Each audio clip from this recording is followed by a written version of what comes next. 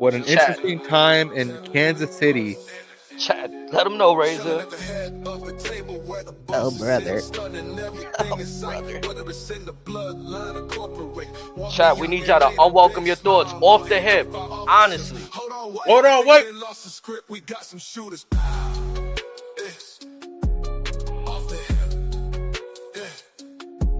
Fire away.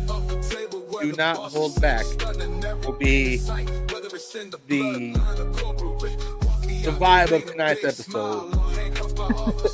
A lot more than usual.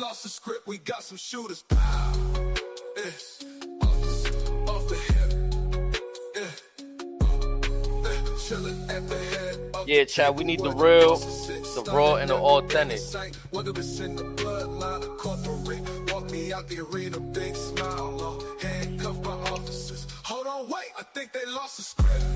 Welcome into another episode of Off the Hip Monday Night Raw recap. Today is April 28th. Welcome in, y'all.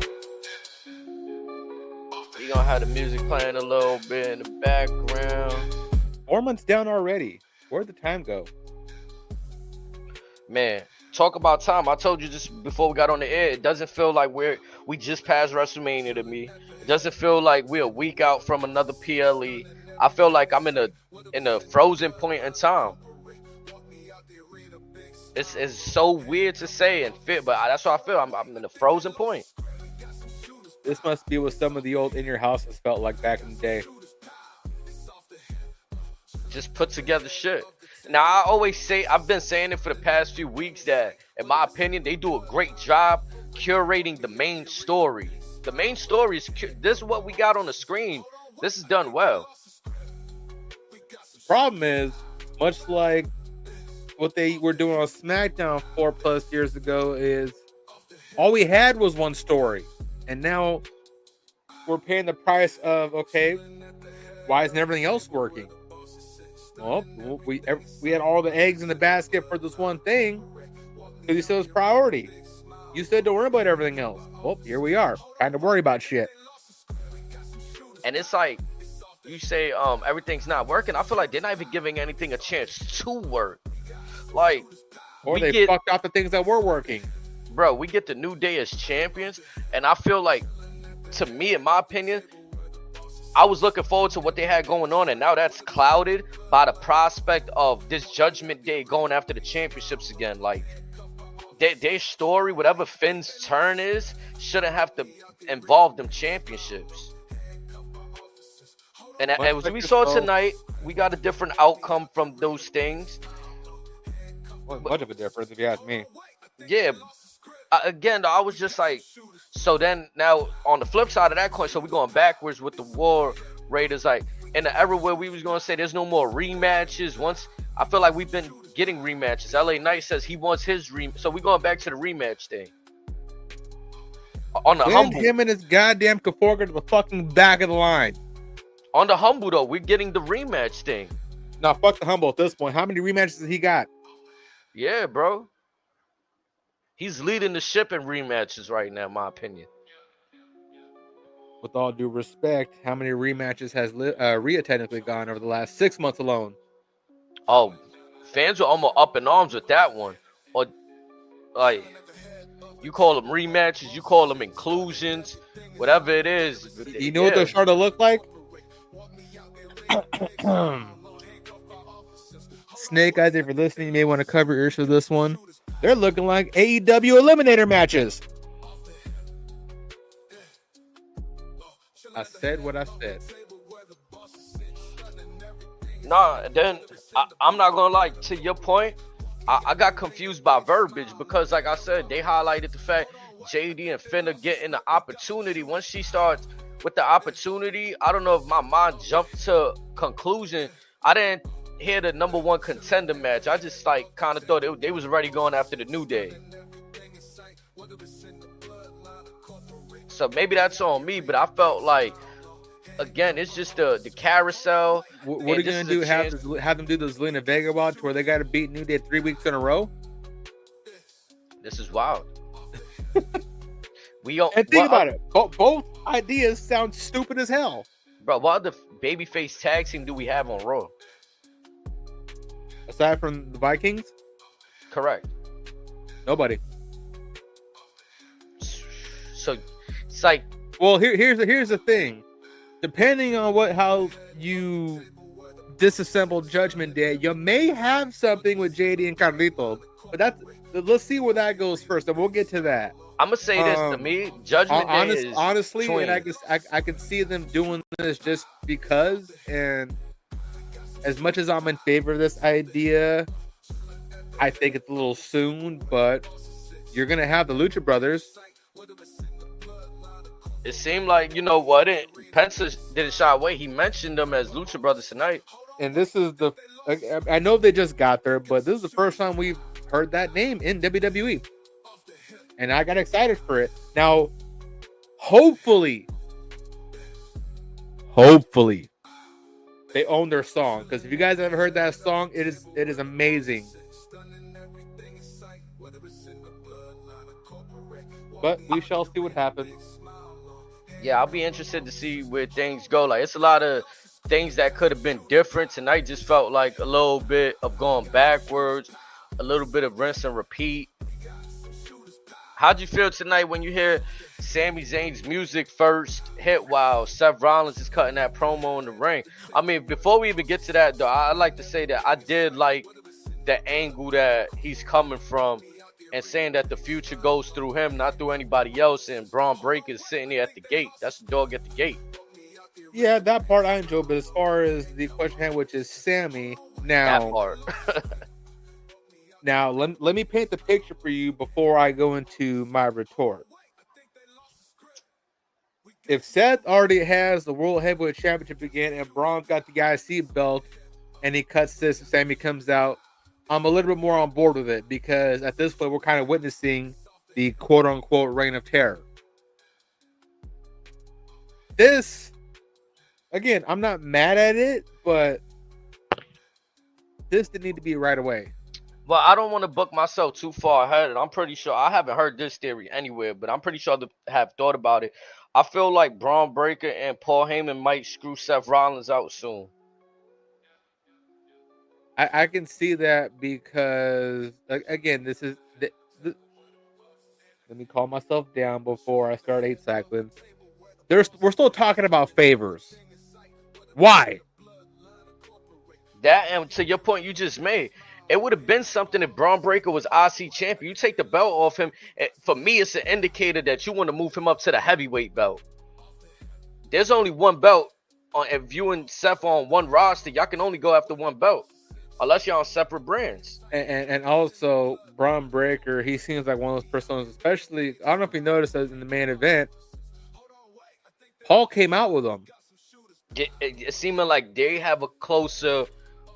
And everyone's been speculating that Braun is the... I mean, we kind of saw this coming when he first broke into business, but this is the new Paul Heyman guy. They ain't taking orders from nobody.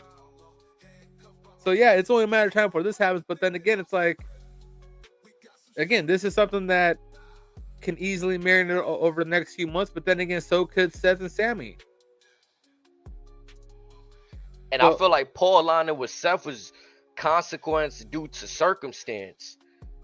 He's over here in a pickle between his best friend and the tribal chief, and his Seth, the visionary, giving him an out with he's the architect, he's a visionary.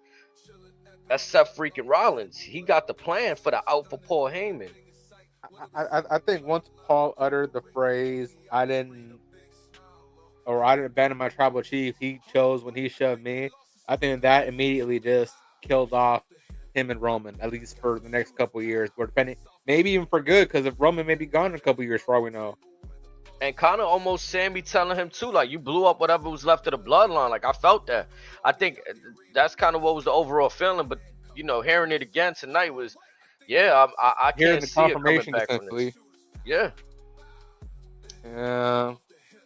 Which I'm okay with that, because it's like the same way Brock Lesnar was able to reinvent himself after Paul Heyman moved on from him. It'll be fun to see what Roman's next chapter is. Now, a few times, remember, because we had Boombox Brock, we had Cowboy Brock, Yeah, Hmm. lumberjack Brock. Yeah. The troll Brock that turned on Cody Rhodes, that Cody thought he was gonna get some help from a babyface Brock, and nope, he just trolled him. You gotta earn this respect. And to this day, I'll always wonder what that tag team would have looked like. Damn you, Brock. So, I mean, again, this storyline, I feel like it could go with Braun Breaker eventually, but for right now, that this matchup made him look like, honestly, in two parts. It made him look like a goon, and I felt like I was in that same Intercontinental carousel from a few months ago. Remember, they had that 2 out of 3 falls match. Some might have Yeah. forgotten. I haven't forgotten. They had that 10-second classic at SummerSlam too. It wasn't 10 Yeah, seconds, folks. I'm paraphrasing, but still, I did call that it would be the shortest match of that card. facts. So it's like we've seen the series with them, which tonight was kind of like, and tonight I hope put a nail on that because he ran through Sami Zayn. Like, I didn't know this was going to be a match until the first commercial break. right. But I mean, that's what, remember, did you see the backstage segment with Paul Heyman and I Sami caught, Zayn? I caught about half of that, and then I missed the part or where Jay got snaked. So basically, Paul Heyman's letting Sami Zayn know right there, Seth is giving you this out to go to SmackDown. But if you don't do that, Braun Breaker wants to have a match with you, and we can't stop that because Braun is the dog. He's the Yeah, holder of you our ain't telling fate. that crazy son of a bitch, no. Right. He straight up told him that, like, we need Braun Breaker for our plan to work. So we can't tell him no. But what we can do is give you this out to go to SmackDown, and you'll be the Now first that in that line. part I did catch, which again I thought that was very interesting because of say he would have said yes. I was hoping he said yeah. One theory did cross my mind immediately. Actually, two of them. The minute that would have happened, I can think of two names off the rip that would have tried to go after him. One of them's already on SmackDown, and that's Cody. The other one would have been Roman. Both for the same reasons. And again, that could have been a theory as to how you kind of patch them because again, you touched on them teaming in some way before round 3. That could have been a good way. But again, we learned his answer, so let's see. It looks like we'll be getting potentially soon Seth and Braun versus what Roman and Punk, It's just, and what then the fuck are we doing here, bro? or Honestly, like, or now this looks like we may get Seth and Braun versus Sami and Jay. they choose the wrong times to throw little Easter eggs. Like, I'm looking at last week, they chose to have Jay Uso come out, Sami Zayn throw the little tease, like he looked at Jay in the corner, and now it seems like we're writing Sami Zayn off. Now, what they could have done, given what we learned, what we kind of saw last week, which would have been very interesting. Say Jay doesn't get snaked, and we learn of the favor from Heyman, but we don't learn that it's an ultimatum at this moment in time just yet. And then you have Jay come out, and then you have Seth snake Jay, and then you have him with Braun and Seth. That would have been interesting. It could, that definitely would have been interesting. I just feel like the Sami Zayn, again, I've been on this board that the Sami Zayn, I enjoyed when he was a fighting underdog. This kind Or of, a conspiracy theorist. yeah, this friendly, bro, we're friends, and all of that friendly business jazz that's going on. I've been making it clear, like, I could move on from them kind of storylines. Like, I don't remember Seth and Sammy being the biggest friends. I What? don't know if I missed something in my watching of WWE. I don't remember this. I don't think they've even have they done any work on the main roster together. I mean, bro, That doesn't involve the bloodline. I don't think so. and even then in the bloodline, I don't remember Seth trying to get through to Sammy. Trying to, it was Kevin Owens.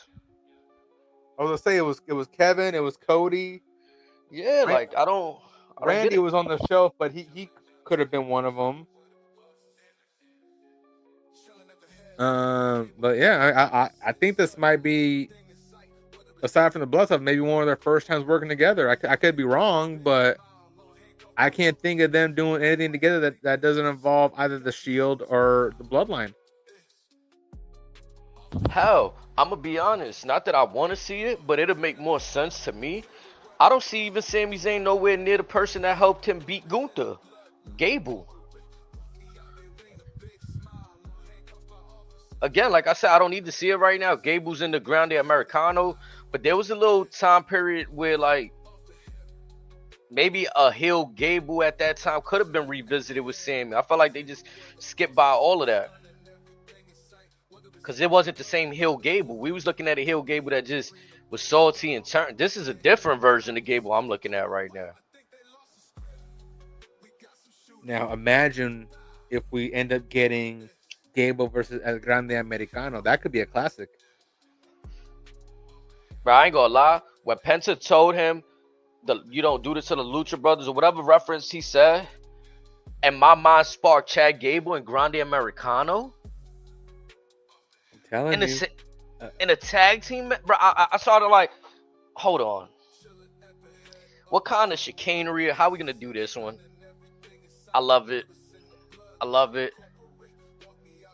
Now I hope it's just not like the Creed brothers versus the Lucha Bros, which that'd be cool too. But it'll be really fun to see them play with the idea of Grande and Gable as a tag team. Well, if you remember, I did give a name when this all first started a few weeks ago, and it just so happens that guy technically is now a WWE guy.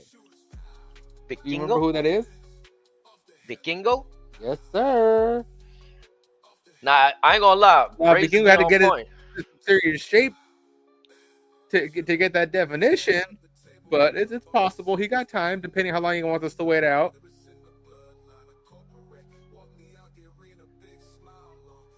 Between now and SummerSlam, I can see Vikingo getting pretty goddamn jacked. Hell yeah. But let's get back on course. We got past that first, the Sami Zayn business. We move on to something that kind of surprised me. Roxanne Perez versus Rhea Ripley. I didn't know they was gonna have a match, so it surprised me.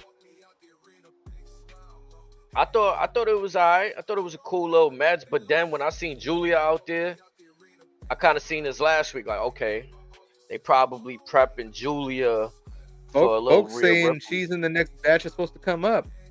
Now, my question to you is it too soon?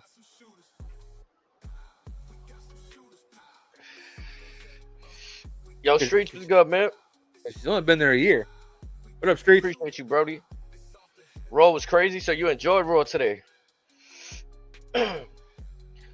Julia, I feel like two parts with her. I feel like she's good, but the it's only been a year. Yeah, but the translation to the main roster is a tricky one for her. As to like Stephanie Vaquer looked like we could just throw her up there already. Julia, on the other hand, I'm not sure if we could get there this quick. Like you said, it might be too soon. Her versus Rhea, we gonna throw that already? It gotta be a tag team, and it looked like it's gonna be a tag team from the way that Io Sky ends up helping Rhea. Right. Which I do like that for they look like, okay, I know I just said I don't like French friend, whatever, but with the stuff that they've been having going on for the last few months, it makes sense. They've been in a storyline themselves, Io and Rhea. Wait, that's how Io got the title, because Rhea interfered in Io's match, and Io was salty about it. And Rhea said, nah, I'm going to give you the run back. I cost you the opportunity for the chamber. I'll give you the run back. His facts. So to me, that makes a lot of sense. the stuff that they doing with them, especially since they was in the ring last week when all of this stuff transpired. So I'm just interested to see. But like also later, it happened later on. But Stephanie being in the matchup there, I was like, okay. Now, I know I haven't watched NXT as much as I should be, but did you know that move was called the Devil's Kiss? I feel like I knew, like feel like I've heard them say it. I had no clue. I just knew it as the Booker T. Ah, ah, ah, ah, ah. Now I love Stephanie, but I feel like she went to the well one too many times with it today. I feel like she did it before a commercial break. We come back from a commercial break. She's doing it. I feel that she just wanted to just lecture the crowd or something like Yeah. that. And Ivy was going to be a sport about it. Dog, I give it to both. I give it to Ivy though, because she's put in a spot with somebody that's very popular right now with the fans, and we got a "This is awesome" chant out of that match. We got a few of them. Yeah, so but I'm calling it right now. Last year, Liv was MVP of 2024. This year's going to be Ivy Nile.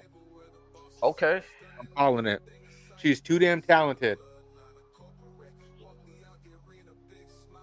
I agree with you on the talented part. We definitely got to see if she's gonna be prepped.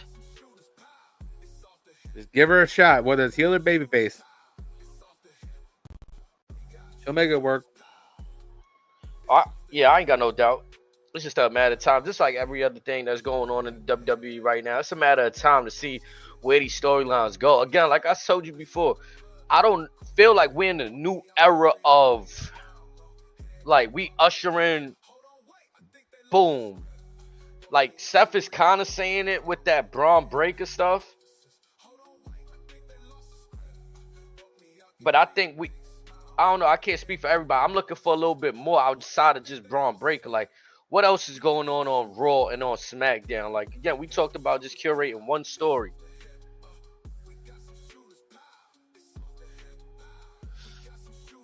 Last week with Breaker joining with Paul Heyman, my daughter answered when I was typing. But yeah, I felt this week them building it up the way it's cool. I was gonna say I'd love to see a match of Braun Breaker versus Rusev, two monsters.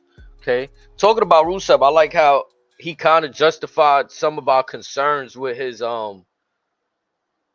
music, how they chose to bring him back.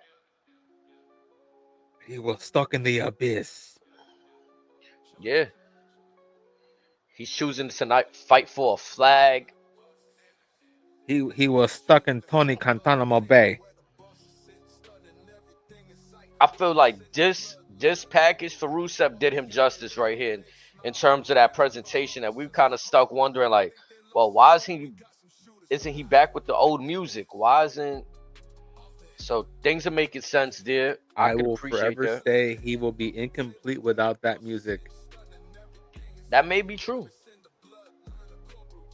I don't really like that new one. Like, I don't know. I don't think I could get used to that one, but I need Rusev Wutria, Rusev Machka.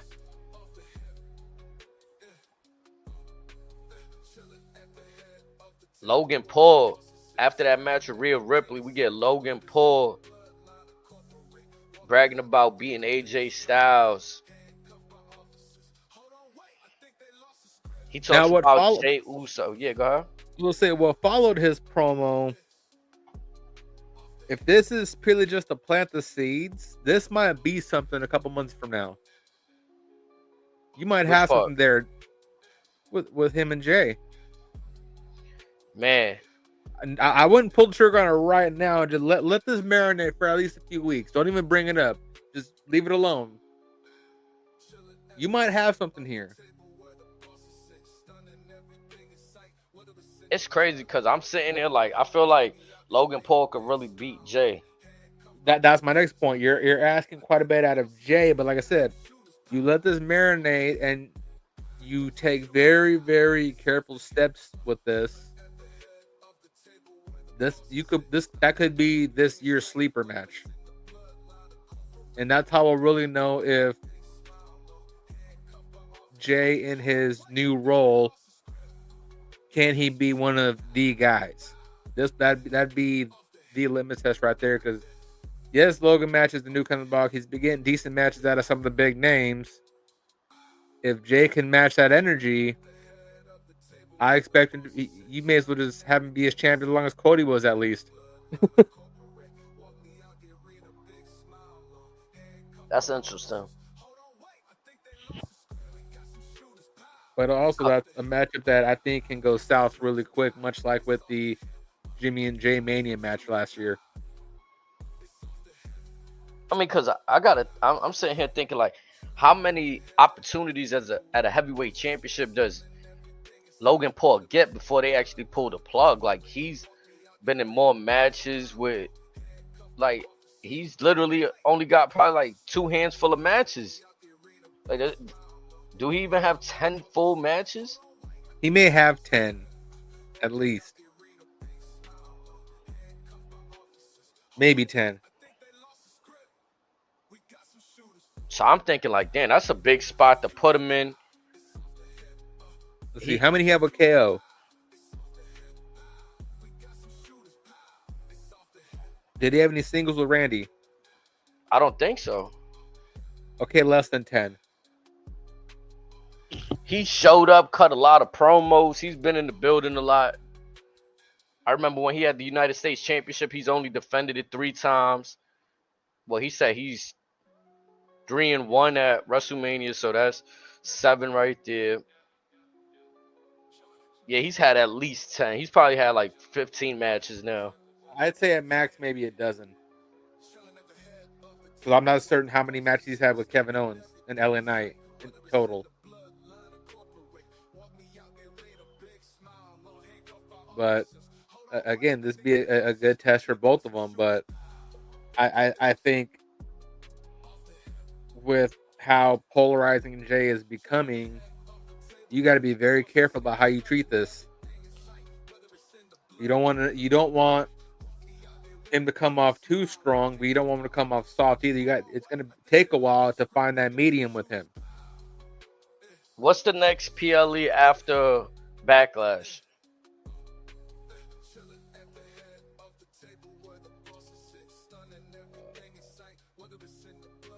Let me look that up. I want to say Money in the Bank, but I don't think so.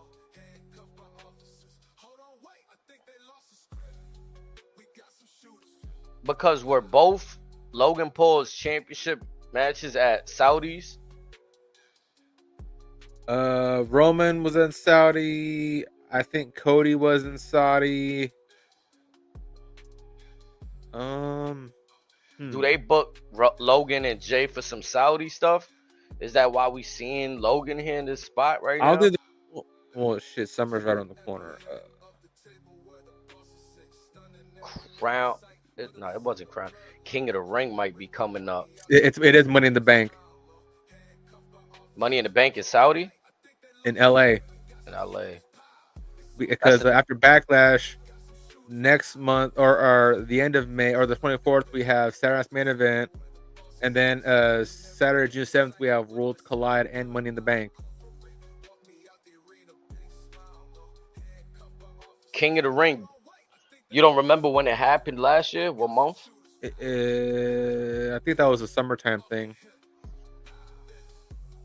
But yeah, I'm on WWE's I guess upcoming featured events list right now. Let's say they have Backlash for next week, then Saturday's Main Event, Worlds Collide, and then Money in the Bank. And then King of the Ring and then there's a 2-month gap until SummerSlam. The 12th King of the Ring took place May 25th, 2024.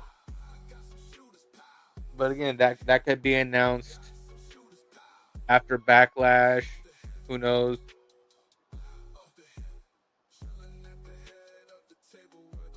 But also, they had a Saudi show before SummerSlam too, didn't they? Yeah, they had a Saudi show like a month before last year. Crown Jewel. Mm-hmm. I thought Crown Jewel was end of the year. So the King and Queen of the Ring 2024 event was announced on April 7th during WrestleMania 40 weekend. Right. So do they go away with it, the King of the Ring this year?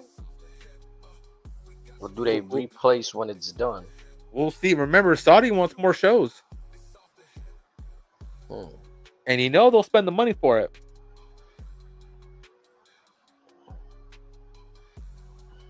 And it seems like they don't just want. I mean, I guess Crown Jewel is their annual event, but it seems like outside of their annual event, they want a Royal Rumble, they want a WrestleMania, a Survivor Series, a SummerSlam.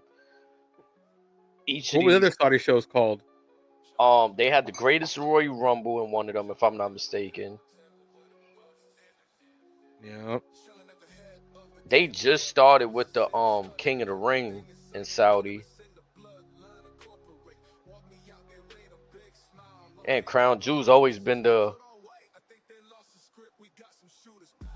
Okay, then after SummerSlam, they're back in Europe. Well, after SummerSlam, um, well, SmackDown they'll be in Montreal. The following Raw they'll be in Quebec. Then that Friday, August 15th, they're in Boston, and then after that, they're in Ireland, Liverpool, Newcastle, Birmingham, Manchester, and blah blah blah.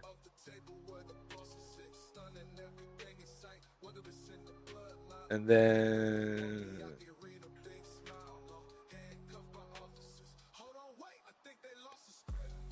August 28th is when the pre-sale for Clash in Paris starts.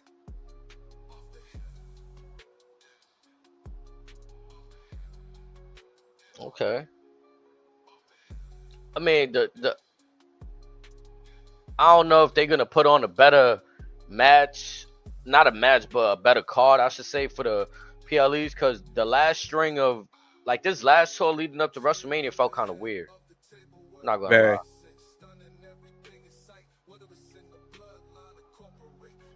It felt like we was looking for more out of it and really didn't get much but some promos out of it, to be honest. Yeah, so August we're getting two PLEs. SummerSlam in the beginning of the month and the Clash at the end of the month. Okay. And Clash is where this year? Paris. Okay, Clash. And then the Monday after Clash, they're in Paris. You mentioned the Judgment Day had a segment earlier, which led to JD McDonough and Finn Balor into a number one contenders match. So what I enjoyed most about that was afterwards, where everyone got all hyped about how they are going to be champions, and then everyone basically walked away, and Carlito's the only there just hyping himself up. It had me interested. Like, I mean, he should think about what he is gonna do, right? Like, yeah, but he didn't have to bite half the apple off in one bite. yeah, it's a big I'm problem to hungry. solve Take right your ass to there, catering. man. I'm also getting tired of seeing Carlito in this like useless spot though. Like, all I see from him every week is the same, trying to interfere, get hit at the apron. Like, I know we gotta have better for him at this point. One more thing.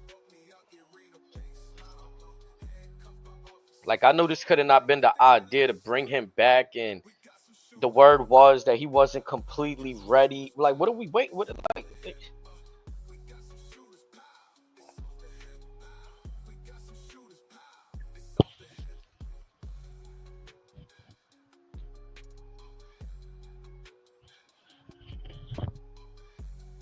Yeah, but how'd you feel with a Raw without Adam Pearce?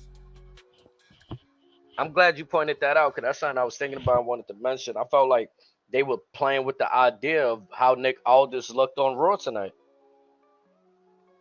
Do we see them getting or being victims of the draft? I would hope so because it'd make for that fun moment again. Like, anybody could get drafted. Michael Cohen and Pat McAfee could get separated. Like, just play with the idea. You know what I'm saying? Yeah, that'd be something.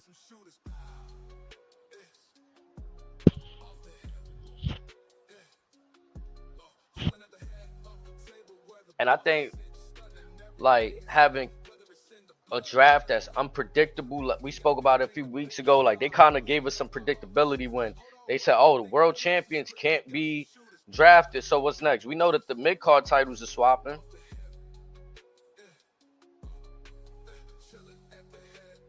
I'd been more surprised if they didn't. To be honest, I'm like, okay. So who's gonna be the poor bastard to try to censor Jacob Fatu if he starts wilding out on Netflix? Man, I'm surprised Pat McAfee got all he did out today. Well, he got censored. No, I know, but still, like in the arena, he probably didn't. Oh, they don't censor in the arena. Yeah, so it's like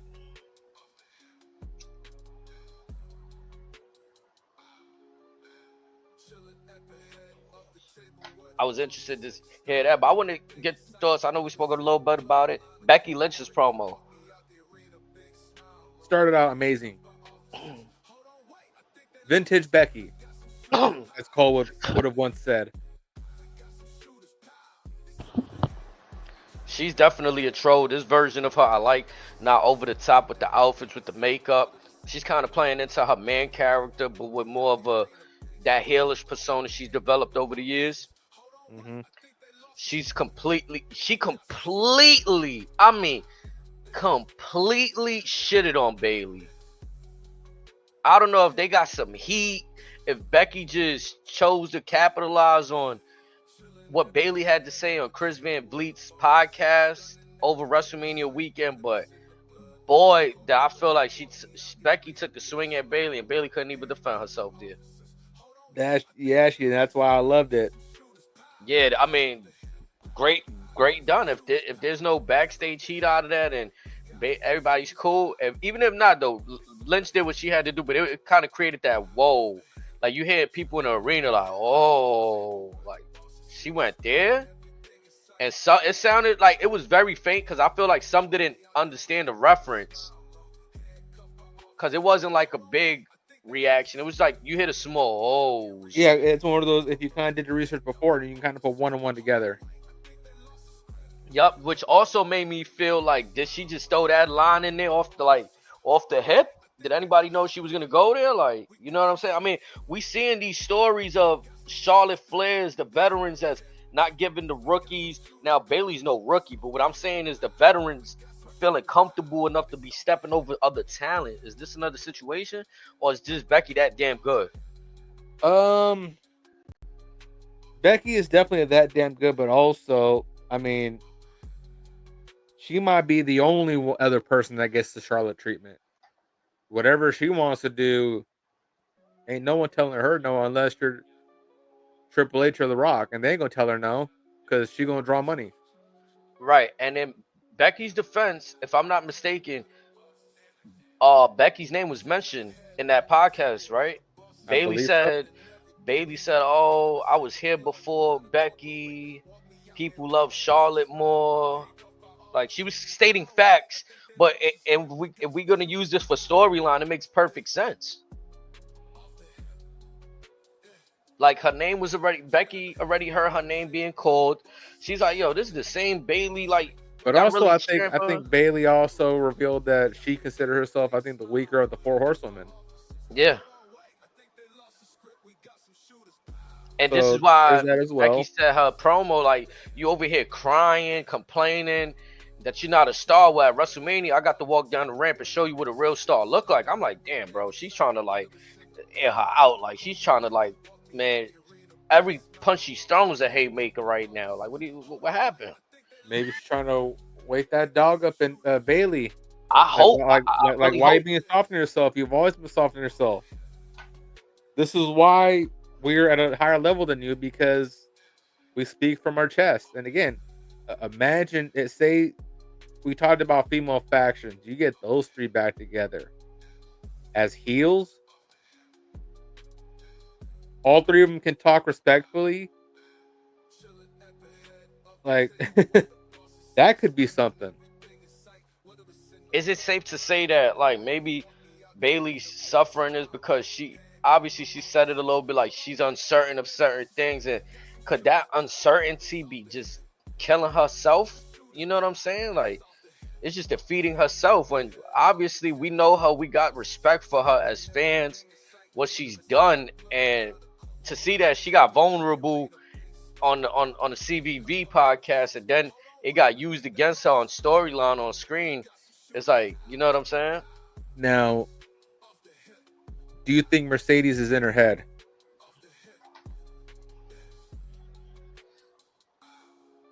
Could be. And the reason why I bring that up is, could Charlotte and Becky being so close to those two, could they feel maybe at least Becky feels some type of way, stating, why would you subject yourself to that? I kind of feel like it's like, how we see it in sports with the basketball players. Like, they're not supposed to plan on joining teams, but during games, during All-Star games, off season, they kind of give each other that look like, yo, don't you want to come over here and play for this team? You see what we got going on. So I don't put it past it in any line of business. You know what I'm saying? Some people might frown upon it, but it depends on what shoes you in. It could be a friend looking out for a friend, like, yo, come over here with me, I got you. I don't think that's the best decision though, because when Mercedes and Naomi did what they did, they went their separate ways, and Naomi ends up coming back to where she left the Naomi first time. ultimately saw the light, Yeah. saw the error of the way, and said, "Nah, that wasn't the move." And Mercedes could be determined to prove that no, that was the right move, and maybe she's slowly realizing that maybe it wasn't. But Tony's gonna pair whatever she wants whenever she wants. Right, like, come here and get some of this pie. You can have a piece of this pie.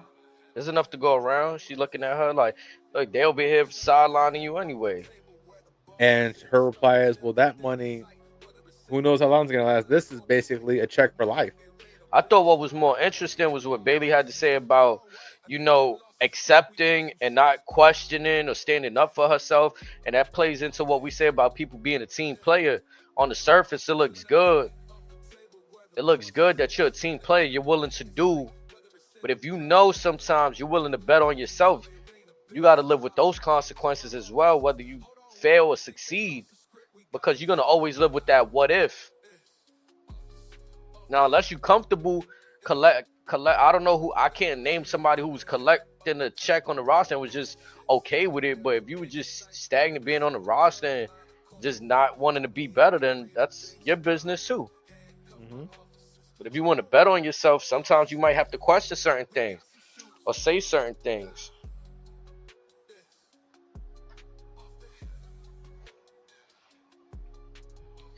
Cause I feel her on that too though. Like, she's put in her time and work that she should be able to, like, hold on, why I gotta give up my spot? Why we can't create another scenario? Like, why she couldn't create a scenario where, they were all still used on WrestleMania weekend. I don't give a fuck how. Fuck it. Becky Lynch could have came through at the end of the match, whether they won or lost. Before, you know what I'm saying? That attack could have happened on the stage. Could have just saved Becky for Raw. But also, why Becky Lynch couldn't attack Bailey while they coming down the ramp, but Bailey not fully get taken to the back? She's still lingering by ringside, and her and Becky, or have Bailey get snaked right beforehand, like you've done with Jay, like you've done with Kyrie in the past. Yeah. It's like there's so many angles to have both women on WrestleMania weekend, and or all five of them, if you want to include Liv, Raquel, Lyra also. There was ways. But I thought Becky was, as far as the promo is concerned, it was money. I'm interested to see where this whole thing goes, because now we get also, I didn't like Liv Valkyrie's promo, I'm gonna be honest. I liked about 30% of it. I liked when she was standing up for herself, but towards the end, when Becky Lynch kind of told her, yeah, I'm not fighting you here. I don't know if she had to rush through that promo or what, but she's kind of like, all right, backlash. And well, she was. I mean, I'm sure she had a better way of putting it, but again, it's like, you got to learn that in certain places, the energy is going to be wild, and don't get intimidated by it. It seemed like she got intimidated by that, and I don't think she expected Becky to cook her like that. I mean, everyone knows Becky is surgical on the mic, but I think Lyra learned firsthand. Yeah, it just sounded too cookie cutter, as you would say right there. It sounded too baby face, like handbook baby face. Well, I don't want to be the next Becky Lynch anymore. Like, I'm just like, yeah, bro. Towards the end of that streets, it felt rushed. Like, I kind of thought this is what I envisioned. Once she challenged her to a match right then and there, or a fight, whatever she said. Okay, Becky said, nah, not here. I thought she was gonna tell, oh, well, the man is too scared. Nah, she said the man is too good. And Becky's just standing there like, oh, okay. And then, fine, backlash. And then also, oh, well, I know you're not gonna fight me unless it's for the championship. Like, she kind of offered up her championship right there. Not a smart move. But they booked her in that position right there. So now we're getting Lyra versus Becky at Backlash for the Women's Intercontinental Championship. I At the can't time of the complain too airing much. of Raw, the second match on the card, and we learned we were getting a third one not long after. But I I can't guess complain about it because they're doing what I want, which is put importance on that championship. This title is finally getting a storyline right here, and is getting a heavyweight player in the mix. So win-win there, but some of it is a bit sloppy. Also, I'm not gonna just give it the fucking like both thumbs up with the A+ on it. No, right. I give y'all a thumbs up on this because we're working towards things here, but things could have been a little bit more clean along the way. Honestly, what I'm afraid of too is that this is just gonna result. I feel like, I don't know. I could be wrong. Maybe Bayley comes back to interfere in that Becky match and Lyra stays with the championship, and then we just getting Bayley versus Becky, which it kind of like it's playing into all the stories at hand. But we can in this particular case, I think we could like milk it out a bit.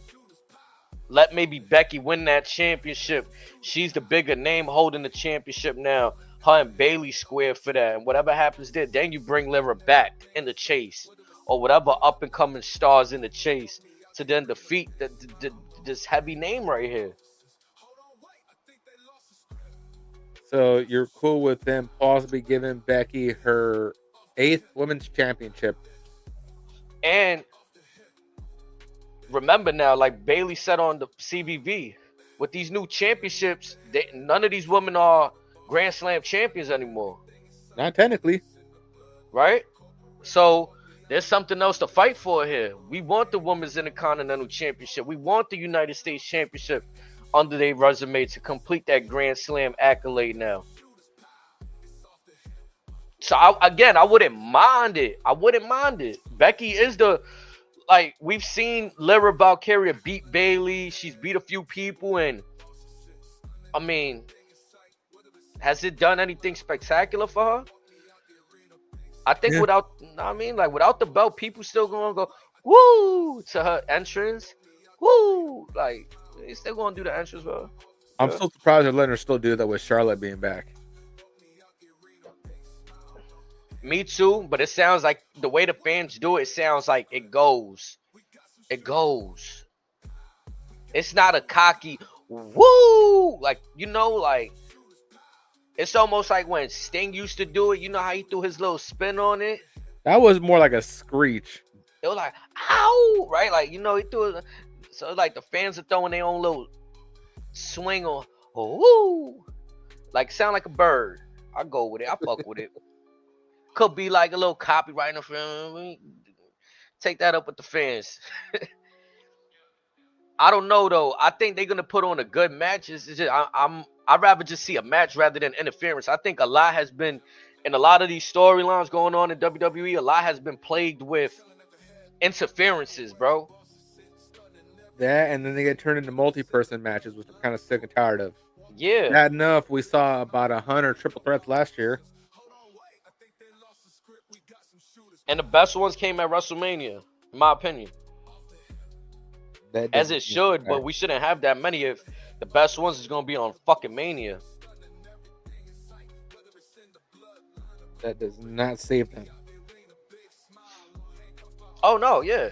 That was like, I don't even know why I said that. That didn't do nothing to justify nothing. Except to give Roman and them they credit, probably. Yeah, just to give them a cut of the paycheck. You feel me? Like, I think the best thing going for the night for me personally in terms of in-ring competition, Stephanie Vaquer and Ivy Nile. I really enjoyed what these women had to bring to the table for their first time meeting. Um, I'm not sure if Ivy Nile speaks Spanish.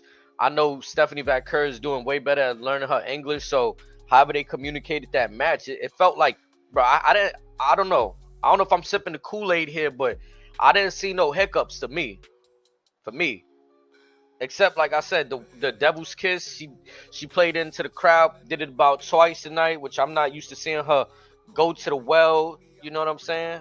I'm used to seeing her just, but she's learning like appease the crowd, get the folks what they want.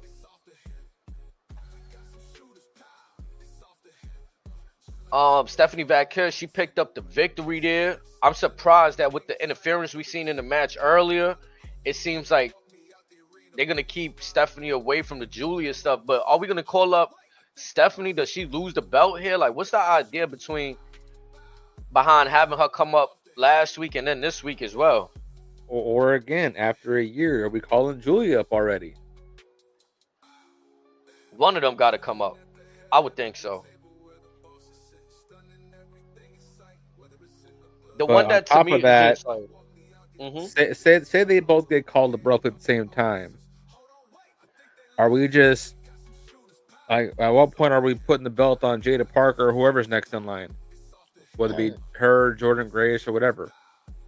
Because supposedly I think tomorrow she's getting a match against Roxanne, who again she's already getting called up as well anyway, supposedly. So again, what the hell are we doing? Well, is she though? Because the way that to me, the way I interpreted, Michael Cole called them the NXT girls. I know, but nothing's going to be official whenever we get the draft. Right.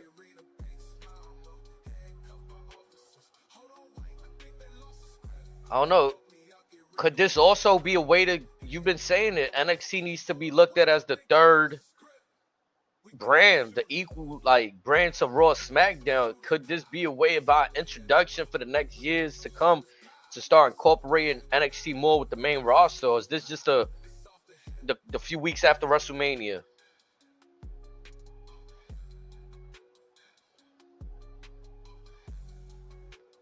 Because I would hate to think that we're going down that same old route where it's like, all right, this is just Raw and SmackDown after Mania vibes. We had to bring up some people.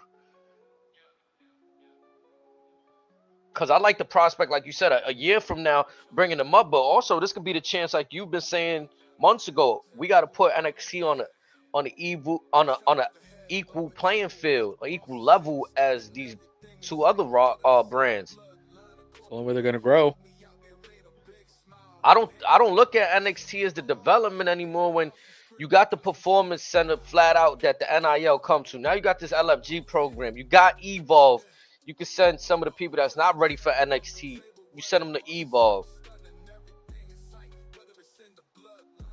So like you got guys like Obafemi on NXT. You got Sean Spears, Ethan Page, Trick Williams, your females you just mentioned, So Ruka, Zaria, Jordan Grace, you know what I'm saying? Jada Parker, like for the amount of time they on TV, I think they could put on as a good third brand. How do we incorporate them into PLEs and stuff? Onto how without the assistance of AAA and TNA? Or with them? That's another question we gotta. You know what I'm saying? There's a lot to be, but I think like if we treat this as that bridge right now, rather than these are just call ups, like I think I don't know. At some point, the call ups thing to me needs to kind of go away. I'm tired of the idea of call ups. Well, you're bored of the fact that the AEW's A show gets smoked by WWE's third show / training grounds. Nah, that's cool. I'm all for that. My thing is, what's criteria to say who's ready to come up? I wasn't sure where you were going with that. That's why I had to ask. Nah, yeah, I'm just more looking at criteria. Like, how can we say, okay, this person is ready to get called up? Because if you ask me, why the hell isn't Obafemi Trick Williams on the main roster? I even say, if you don't want to bring one of them, why isn't Ethan Page, Sean Spears on the main roster? They can't be helping that many young folks. Like, come on now. We got to get them their spot too. I would like to, if I was in that position, like, okay, y'all work this hard, y'all put certain people over. Nah, I mean, I'll go do your thing on the main roster.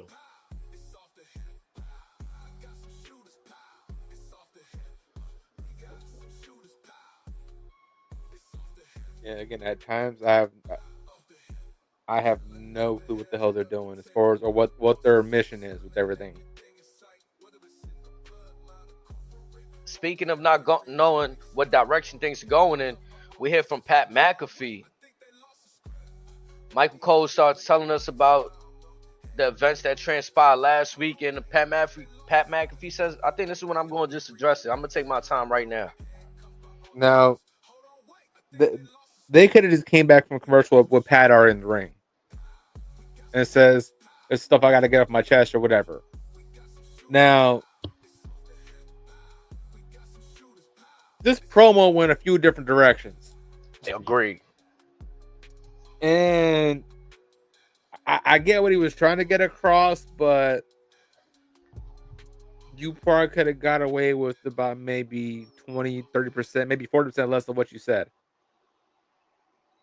And it probably would have came off stronger. Yeah. But It started to sound a bit morbid. Like, he was talking, like, like kind of crazy at one point. But then it led to, like, the main gist of what he wanted to say. Like, for my dog, I'll die for my dog, Michael Cole. Okay, now, all right. Like you said, at first, it took them all to get there, but again, we got there. Yeah, like, all right, here we go. Again, it could have been the vitamins. Who knows?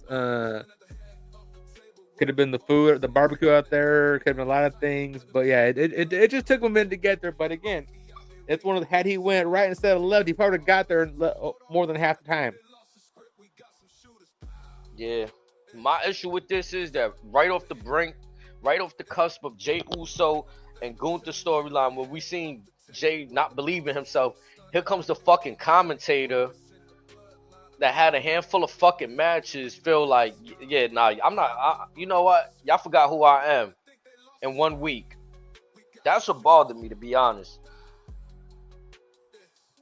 And it's like, all you did was miss the last half hour of Raw. You were on Raw last week. Yeah. A week later, he's like, no, I'm ready to get this man to business. Yo, and then he takes a shot at Nick Aldis. I thought that was funny. Yeah, the SmackDown version of Adam Pearce. Come out here. The way that things took long to, like, I thought they was going to rib him for a second and not have Nick Aldis come out. Until he said his name or something like. But no, we get, hey, the SmackDown version of Adam Pearce. And Nick Aldis says something, I don't remember word by word, but he kind of says something like, oh, Adam Pearce lets the mayhem rule around here. I'm not going to do that. And the crowd started booing him. Boo! That's probably like the first time I seen them boo Nick Aldis, for real. Maybe the second time, maybe I can think of. Maybe not, for real. I think he's went against the crowd or said things that's kind of like, is he a heel GM? Like, that's what I'm looking at. And then I like how he was teasing folks where he's saying he's not gonna allow the match to happen. He's like, you're both too valuable to the company. Yeah. And then he swerves us again. But what I will do, or what we will do, is have a sanctioned match. Blah blah blah. But again, at Backlash, we were getting Gunther versus Pat McAfee. If this doesn't open the show just to get it over with. Nah, hold on. Hear me out. Does this lead to Goldberg finally saving a fellow compadre that shared the NFL struggles, the workouts, the grind? Does Goldberg come back to to help a former NFL alumni. That'd be honestly hilarious. I've always been curious as to how we get Goldberg and Gunther in the fold, and we've thought about it. This is Like you one of said, those. Football City, Pat McAfee. Could the little hints be there? I mean, I don't know. Because all I can imagine is that Gunther's going to beat the shit out of Pat McAfee, whether it's during the match or after, and it's going to warrant somebody to help the guy. I mean, Atlanta is only an 8-hour drive to St. Louis, so that's maybe a 2-3 hour plane ride. I think this is the safest way we get Gunther and Goldberg if it was to happen, to be honest. Yeah. Unless they do another PLE, you can have them at Money in the Bank, which is going to be in LA. Or you can have them at SummerSlam at MetLife. Yeah, that sounds about right.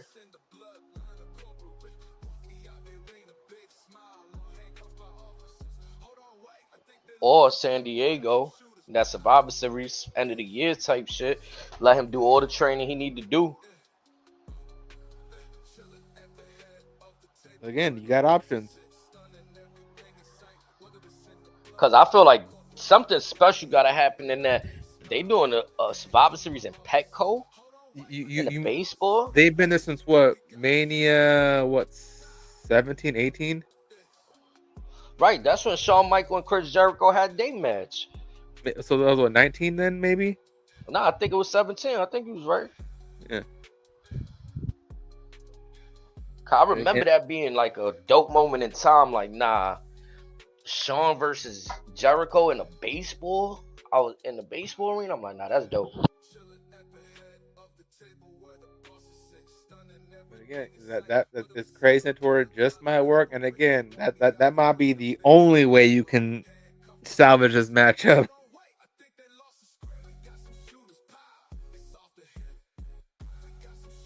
But yeah, that.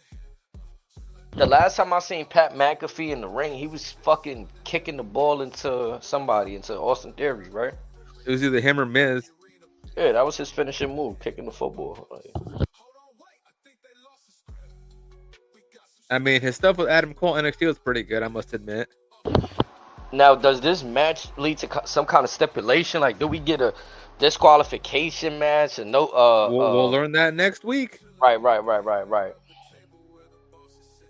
Because I think that'll make this more fun too. Like, I know it's kind of gimmicky, but so now is Gunther's band up now, or will it be up at the PLE? Because I expect Gunther to be up at the show tomorrow talking all kinds of shit. Nah, and I expect to see McAfee get powerbombed. From my understanding, they're not gonna lift the suspension, but it doesn't mean that Gunther can't do a video package, right? Kind of like what Drew McIntyre was doing when he was suspended, or whoever else done been suspended, cutting videos, still promos. Yeah, possible.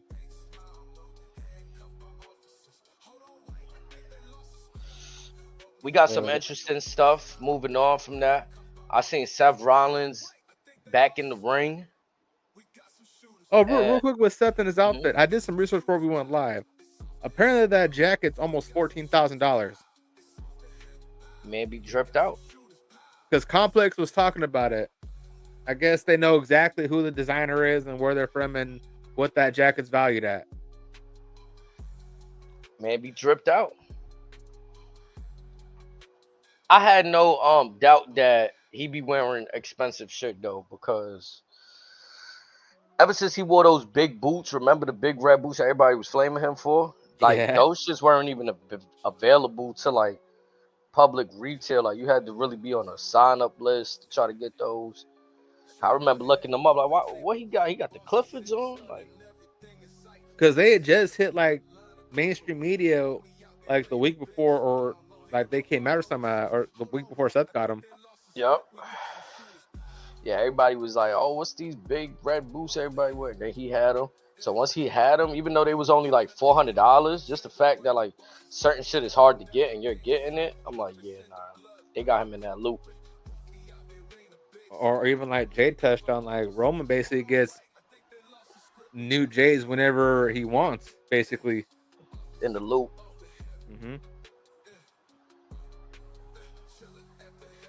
I thought Sami Zayn and Seth Rollins did better in this second half of the promo tonight on Raw. Like you said, we didn't know where it was going. Is the match gonna happen? Is the match not gonna happen? Braun Breaker versus Sami Zayn. Sami went into this long soliloquy just to tell us that he's never been known to run. So once he denies the offer, you hear the music of one Braun Breaker. Once you hear that, shit is on. But He makes his way out with Paul Heyman, like you mentioned. And, yep. I'm trying to get a screenshot of him walking out. Just that there's a specific image that the drone caught. It's the lighting is just touching like the bottom half of Braun's face, and you see the cover like Heyman's eyes in the background. It is an amazing still shot. I'm trying to find it right now because like that, I could see them using that very specific image for future highlight reels.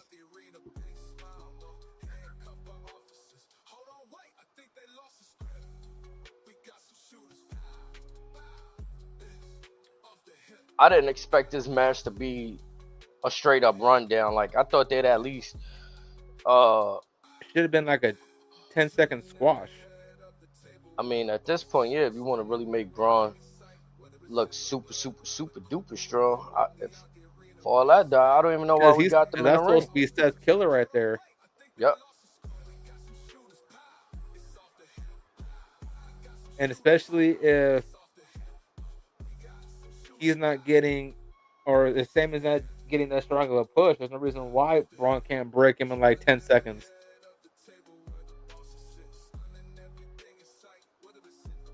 The way that he packed them up to finish the match was appropriate, though. Yes, but everything else that happened before that shouldn't happen. I mean, a couple Yeah. spears, and then you go into Seth trying to tell him, hey, you can still say yes to the deal. Take the deal. And Sammy looks at him and just goes, go to hell. Yeah, stop giving him an out right there. He's not But taking it. the only thing I would have done different with that was I would have had Sammy like roll out of the ring and stand up and tell him that. As he musters up the energy to get back in the ring, only to walk into another spear. Because Braun looked bored as hell, just waiting for Sammy to get up. Yeah.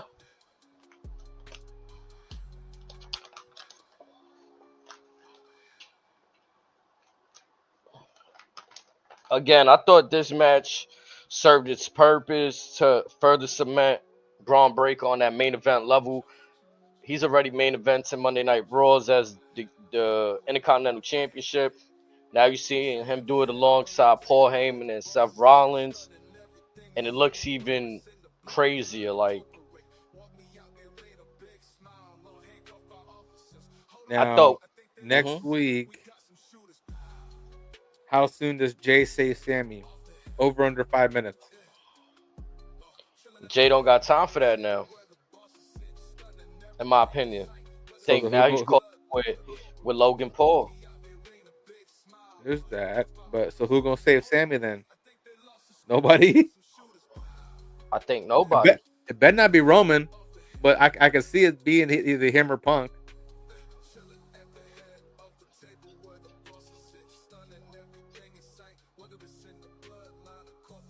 Now I seen a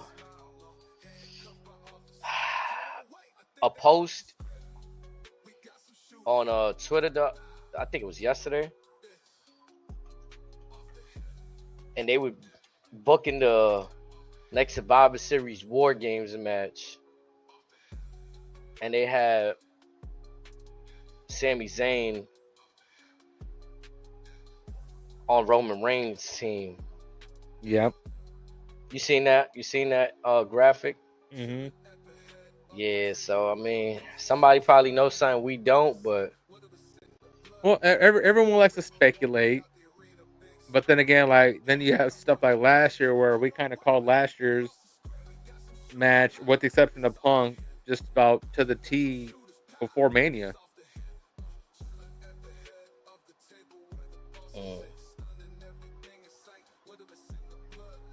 but again, overall, quite a dead of a Raw. Yeah, I wasn't really too ecstatic about it. I wasn't over the top. Wasn't like crazy for me.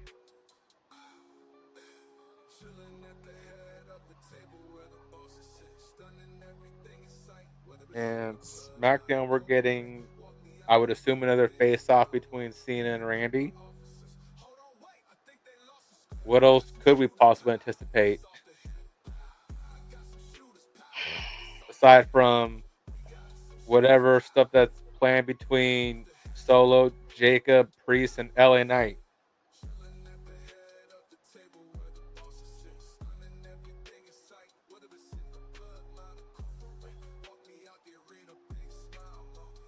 Yeah, I mean,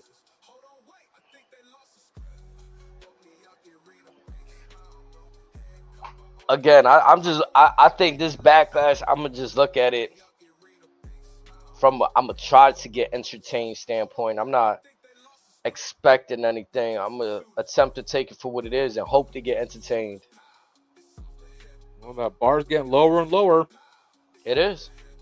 Thank goodness that I'm be honest. I think WWE did themselves a favor that you no longer have to pay for pay-per-views just like AEW because boy, imagine the landscape if people had to pay $50 for these pay-per-views.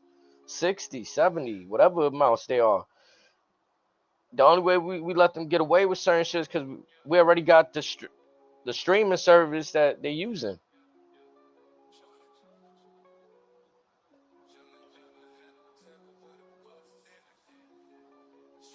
Sami Zayn hit a wall. I like what they doing with Braun Breaker and Seth Rollins, but with Sami, I'm not sure. Like again, all of this. I'm gonna be a world champion one day, and like yeah, I want to hear that. I could have dealt with all that. Yeah, I don't want to hear all that shit no more.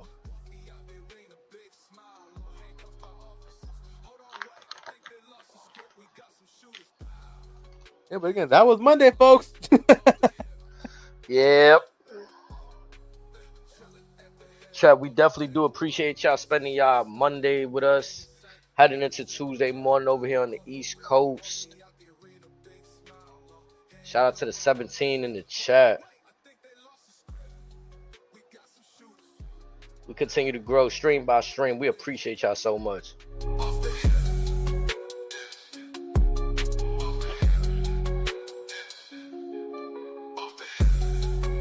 Don't forget to show us some love. Hit our ads right there on Twitter. It's on the screen. It's on the ticker.